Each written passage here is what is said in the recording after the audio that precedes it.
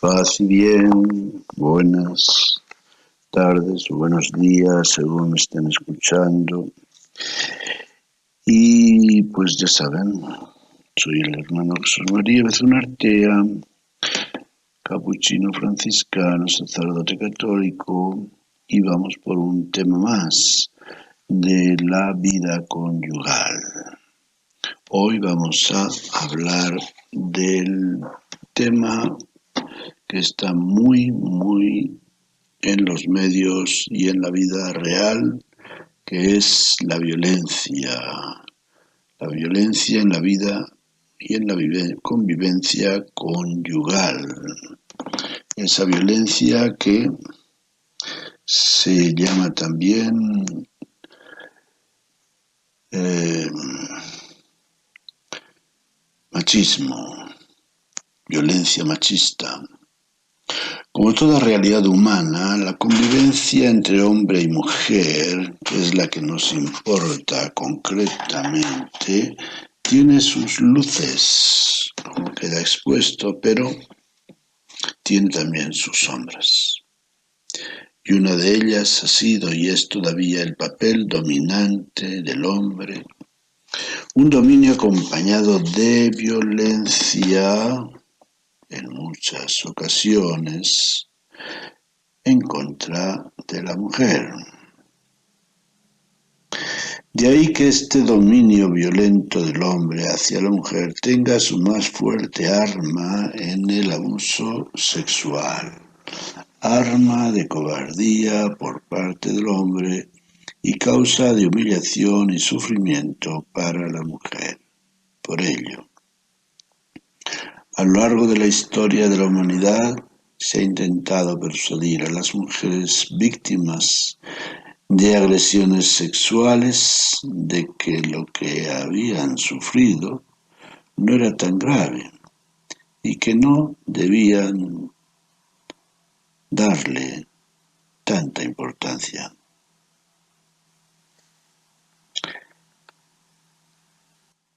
Cuando nos ponemos a estudiar en detalle este fenómeno humano execrable, nos llevamos las manos a la cabeza con el asombro de quien no quiere creer lo que lee o escucha.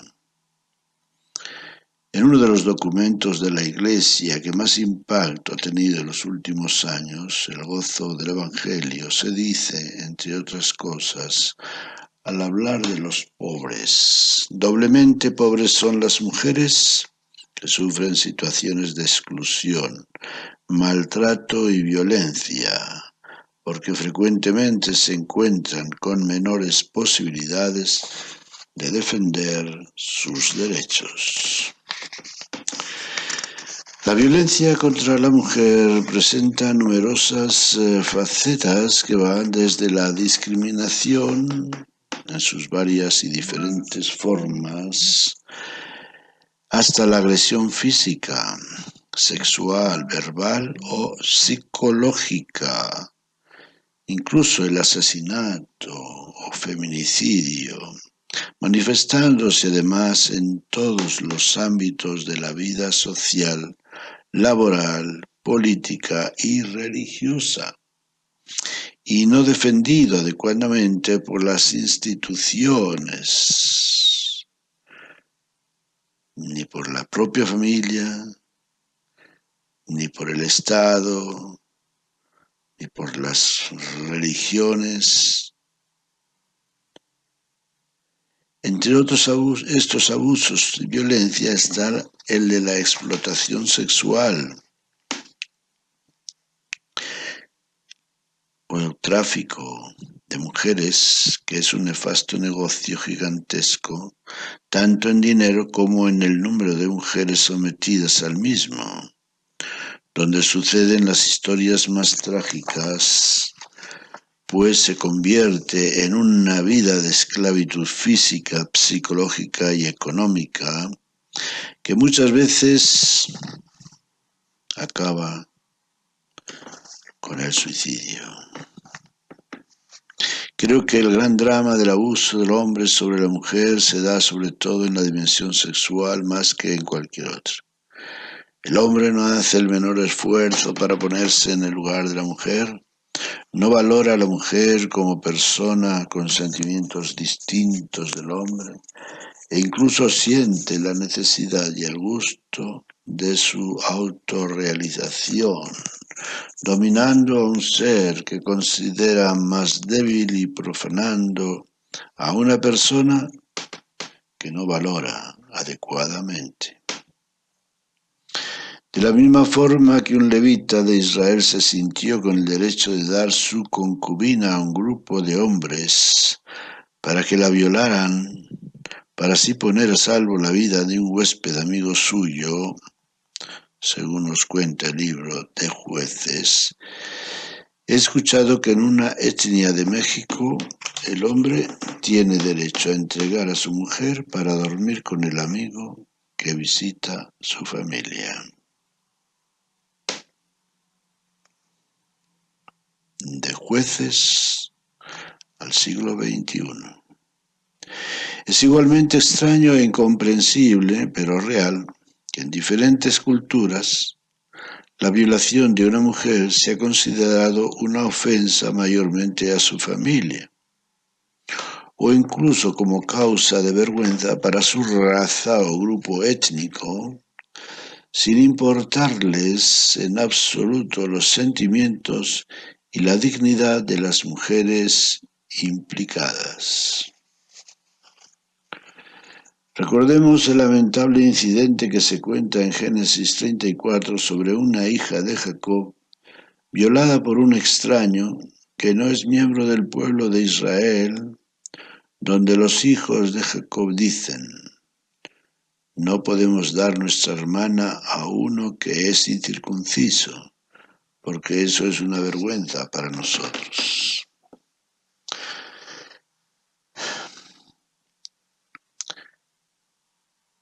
La reputación y el honor de las familias y de las instituciones debían estar por encima de los sentimientos de los individuos concretos.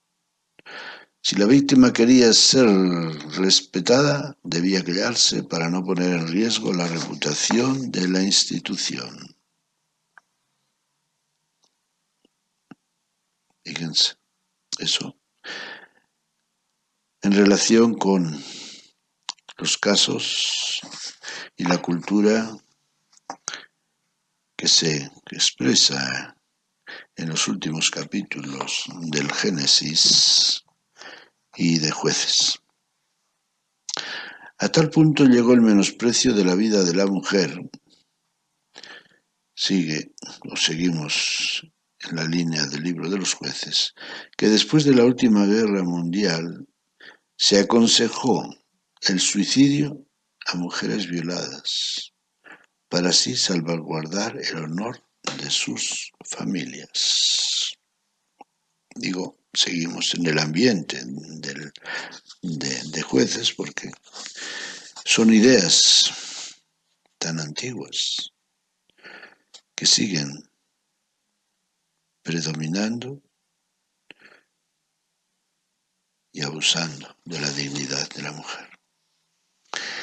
En la actualidad se dan casos, en Latinoamérica al menos, en los que cuando una joven ha sido raptada por su novio, la familia del novio resarcirá el honor de la otra familia, haciendo que el hijo se case ya con la hija raptada. Si era lo más conveniente, si tenían la madurez para tal matrimonio, si el hijo realmente quería casarse, son asuntos ajenos a los padres de ambas familias, que arreglarán ese matrimonio cuanto antes para salvar el honor familiar.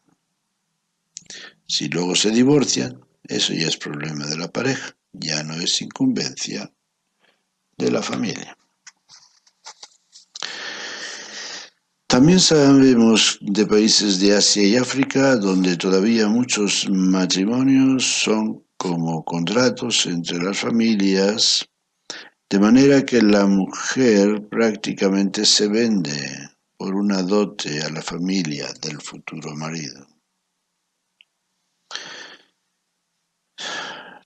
Tenemos incidentes a lo largo de la historia tanto en la del pueblo de Israel como en otros conflictos bélicos de tiempos modernos.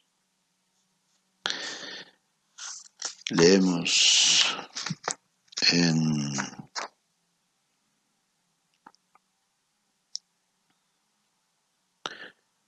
el libro del Proxeneta, si no estoy equivocado, que en casi todos los conflictos bélicos se ha utilizado la violación como un método para humillar a los varones derrotados que veían contaminada su descendencia. La posesión del cuerpo femenino se convierte en símbolo de derrota y destrucción del enemigo. Dentro del ámbito de la familia se enumeran casos de violencia contra la mujer tan graves como la mutilación genital,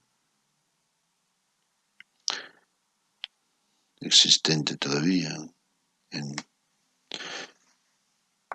muchos países, sobre todo de África, ataques con ácido, tortura física y psicológica, los matrimonios forzados ya mencionados y el acoso sexual por parte de familiares y parientes.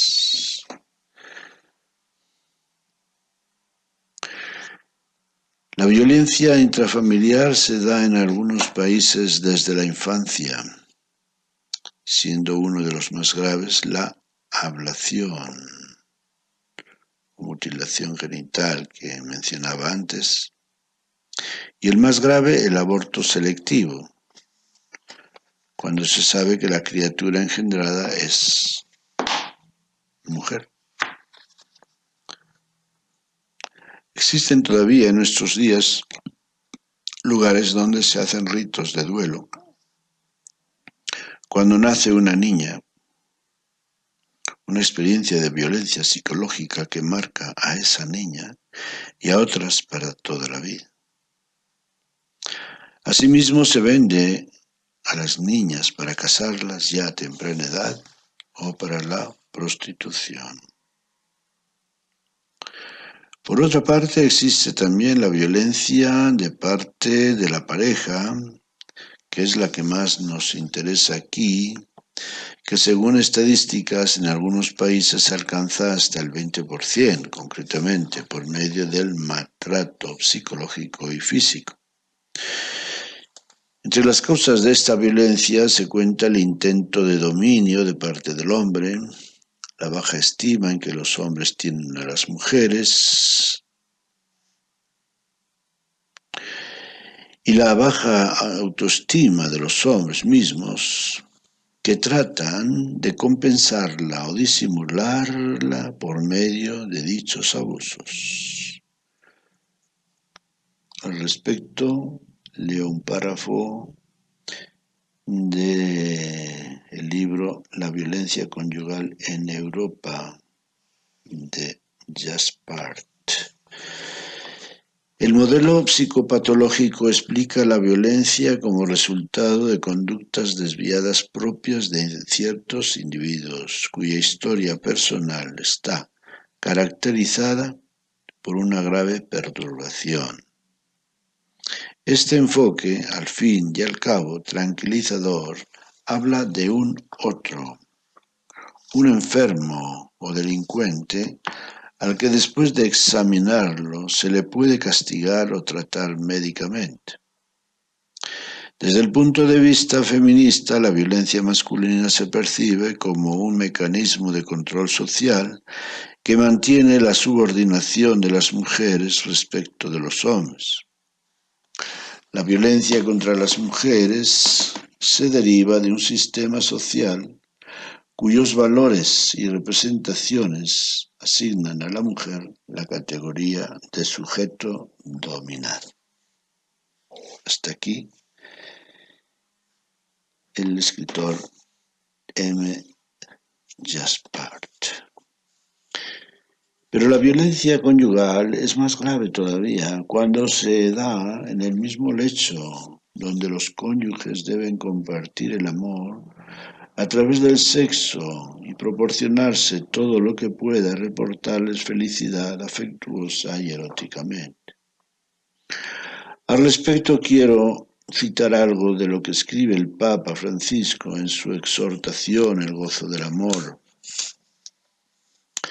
Dice, en esta época se vuelve muy riesgoso que la sexualidad también sea poseída por el espíritu venenoso del usa y tira. El cuerpo del otro es con frecuencia manipulado como una cosa que se retiene mientras brinda satisfacción y se desprecia cuando pierde atractivo. ¿Acaso se pueden ignorar o disimular las constantes formas de dominio, prepotencia, abuso, perversión y violencia sexual, que son producto de una desviación del significado de la sexualidad y que sepultan la dignidad de los demás y el llamado al amor debajo de una oscura búsqueda de sí mismo? Y apoyándose también en lo que había escrito el Papa Juan Pablo II, llega a puntualizar el mismo documento lo siguiente: aun dentro del matrimonio, la sexualidad puede convertirse en fuente de sufrimiento y de manipulación. Por eso tenemos que reafirmar con claridad que un acto conyugal impuesto al cónyuge sin considerar su situación actual y sus legítimos deseos no es un verdadero acto de amor. Y prescinde, por tanto, de una exigencia del recto orden moral en las relaciones entre los esposos. Los actos propios de la unión sexual de los cónyuges responden a la naturaleza de la sexualidad querida por Dios, si son vividos de modo verdaderamente humano. Y ese modo verdaderamente humano no es sino el respeto y el amor.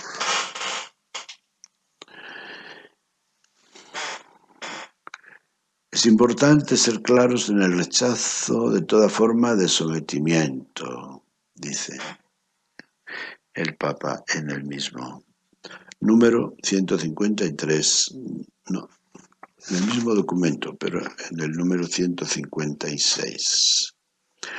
Al hablar de un modo verdaderamente humano, hay que hacer una rápida referencia no solo a la violencia que se pueda ejercer en la relación sexual, sino también a ciertas prácticas sexuales que no son racionales, sino animales, como son el sexo oral y anal. Yo sé que hay mucha gente, desafortunadamente, católicos, también cristianos, que lo practican, a veces en contra de la voluntad de uno de ellos. Y como digo, es una práctica que en la moral cristiana no tiene lugar. ¿Por qué? Porque no va de acuerdo a la naturaleza. Dios, a través de la naturaleza, ha asignado a cada órgano de nuestro cuerpo una función propia y hay que respetar. Pues como dice el dicho popular, la naturaleza no perdona. Hoy en día oímos de muchas enfermedades llamadas raras, que a pesar de los avances de la medicina no tienen cura. Asimismo sabemos por testimonios personales de la adicción al sexo, que con nada se sacia y recurre a todos los medios de acuerdo y contra la naturaleza para tratar de satisfacerse y a veces cobra como víctimas a personas inocentes, principalmente mujeres. Y volviendo al tema de la naturaleza, de que Dios y la naturaleza misma, para los que no crean en Dios, ha asignado a cada órgano una función, cada órgano del cuerpo una función, pues sencillamente todos sabemos que la boca es para comer, no se come por las orejas. Los oídos son para oír, no son para comer. Las manos tienen una función diferente de los pies. Los pies son para caminar y apoyarse el cuerpo. Las manos son para trabajar. Asimismo, el sexo oral y anal no tiene lugar racional dentro del orden de la naturaleza del ser humano, porque las relaciones sexuales, para ello, Dios ha dado al cuerpo los órganos genitales. Y cada órgano genital tiene su función. Esa es nuestra moral. Quien crea otra cosa, pues allá, él o ella. Pero no podemos manipular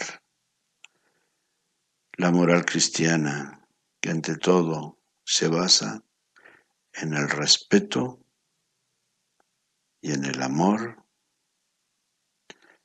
a la dignidad humana y a las personas respectivamente. Citaré unas palabras de Ramón Lucas, religioso católico, que dice: no se puede imponer nada al otro. Aunque digas, es que mi mujer o es que mi marido, aunque sea tu cónyuge, imponer algo sería un acto de violencia, porque si un cónyuge sabe con certeza que el otro no está disfrutando, más aún, que está sufriendo, y sigue adelante, no está realizando un acto de donación. En la actualidad somos testigos, hemos sido testigos en años pasados particularmente, de las reivindicaciones que las mujeres han exigido de la sociedad por los abusos de que han sido víctimas, como fue el movimiento Me Too. También yo. Sin embargo, si se publicara la violencia que se da en los lechos matrimoniales, seguramente se contarían muchos dramas indignos de lo que se llama hacer el amor o el hecho conyugal.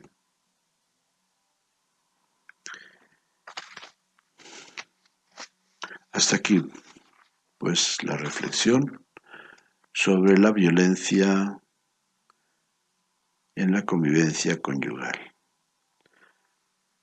Ciertamente que no solamente el hombre es el verdugo en este caso, sabemos que también hay mujeres ninfómanas.